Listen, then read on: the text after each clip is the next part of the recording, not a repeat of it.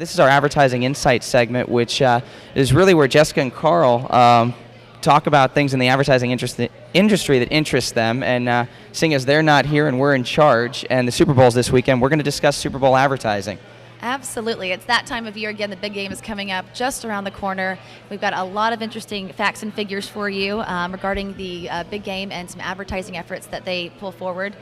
37% of viewers tune in just for the commercials, and I've got to be honest and say that I'm one of those 37%. I'm one of those people. I'm not a big sports person, but I do love the commercials so much. I ride down the middle. I'm not a big football fan, but being in advertising, I'm watching it for the commercials just the same. I hear you. Who are you rooting for? I'm rooting for the Giants. All right. Well, then I guess I'll root for the Patriots, since I'll just for the sake of argument. I'm always used to having somebody against me in that game. A little healthy rivalry never hurt anybody. Exactly. I think that's probably a good idea. Speaking of the advertising and that, with the ads, people actually have a retention rate of like 99%.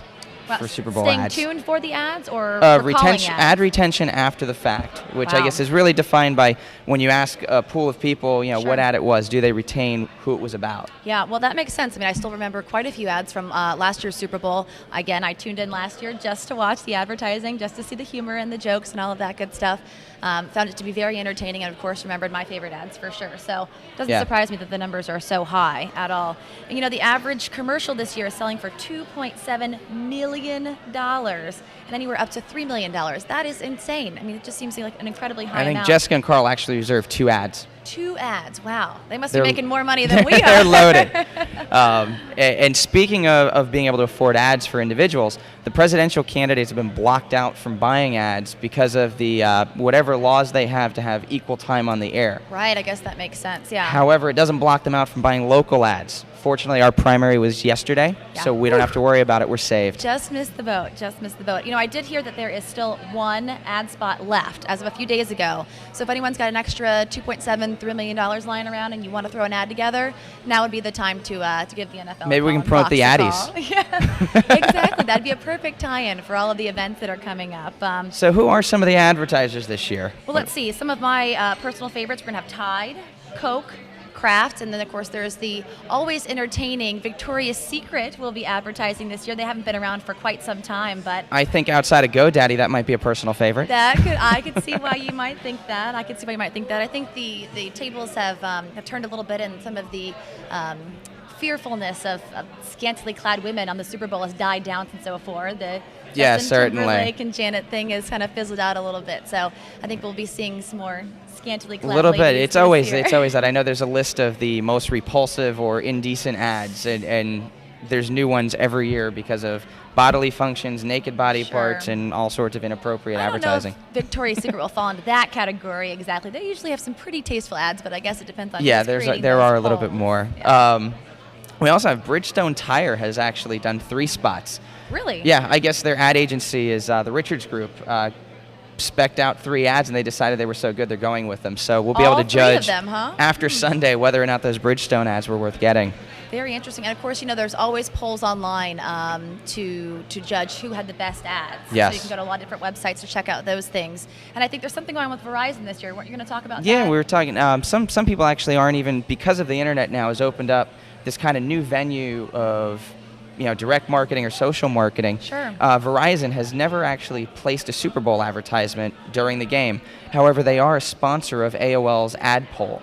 So everybody afterwards will go out to that website, rank their ads, talk about ads, comment on ads, and see Verizon's brand. So for a fraction of the cost, they're getting nearly as much exposure as those folks who are paying upwards of $3 million for an ad. That's something very interesting. I think that technology is changing about the way that advertisers will be spending their money during events like the Super Bowl, World Series, other events that bring in some big advertising dollars. No, certainly will. That's I know interesting. Looking at that local buy, Nissan actually has gone and not bought a national ad buy, but they're going to buy in local markets, in key markets that they feel they want to promote their stuff.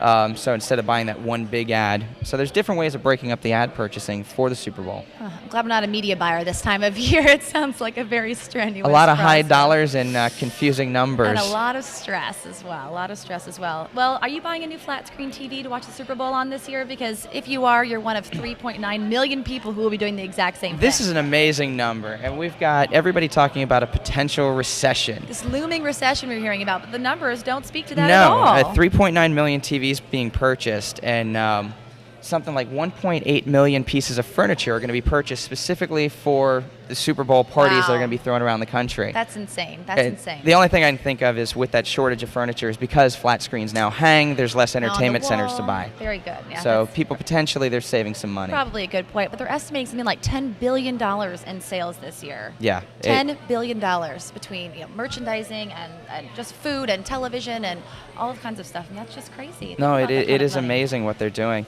I know, just for instance, Anheuser-Busch, the extra publicity they got out of this, they're claiming last year 30 million additional views of their TV spots due to just after effects of people passing around ranked websites or polls, and I'm imagining it probably doesn't even count the amount of people that emailed the ads to each other. Sure, it's hard to track that. Yeah, absolutely, hard to track that. Well, Anheuser-Busch this year has 7 ads, 6 of which are pushing the brand Bud Light, one of my personal favorites. So mine too. I love those commercials, and I love their product. I think it's wonderful. I'm really looking forward to seeing that. We'll be drinking the same beer watching the Super Bowl. Fantastic. At least. I think they're bringing back the comedian from last year, and I can't think of his name. Do you remember? Messina is his last name. I can't think of his first name. No, absolutely drawing a blank. Hilarious. He was the guy who was involved in the ad campaign last year, where they were teaching all of the foreign folks how to say, "I want a Bud Light." Yes, I did see that. I did see that. That was a good one. The United States. Quite Hopefully, funny. it's just as good of a sequel this year. Quite funny. So I'm sure Anheuser-Busch will be expecting a lot of great turnout and a lot of very funny ads. I know. Another thing, look at the indecency and exposure afterwards or before the fact. GoDaddy is one of the prime examples. Yeah, they've gotten a lot of press for a lot of different things over the last couple of years. Last week, they're trying again this year. They're going to get an ad approved, but last week's ad was rejected by Fox.